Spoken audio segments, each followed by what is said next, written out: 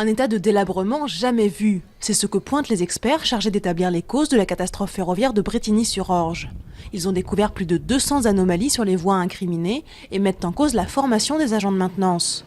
En juillet 2013, l'accident avait fait 7 morts et des dizaines de blessés. Une grand-messe sociale dans un contexte très tendu. François Hollande a rendez-vous avec les syndicats et le patronat pour la 3e conférence sociale de son quinquennat, alors que le chômage atteint des records et que le pacte de responsabilité continue de faire débat. Le dialogue s'annonce tendu car les syndicats ont très mal pris le report partiel du compte pénibilité.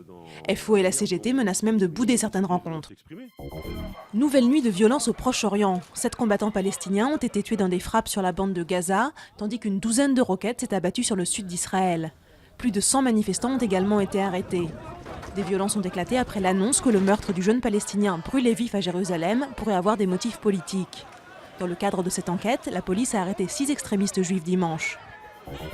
Elles avaient été kidnappées par Boko Haram au mois de juin dans le nord-est du Nigeria. 63 jeunes filles ont réussi à échapper à leurs ravisseurs. Elles auraient pris la fuite pendant que les islamistes combattaient l'armée nigériane. Ces jeunes filles font partie d'un groupe de 68 personnes enlevées mi-juin, quelques semaines après l'enlèvement de plus de 200 lycéennes qui avait provoqué l'indignation internationale. Les années passent, mais l'amour des mots reste intact. Pierre Perret s'apprête à souffler mercredi à l'Olympia ses 80 bougies. Celui qui se définit plus comme auteur que comme chanteur ne manque pas de projet.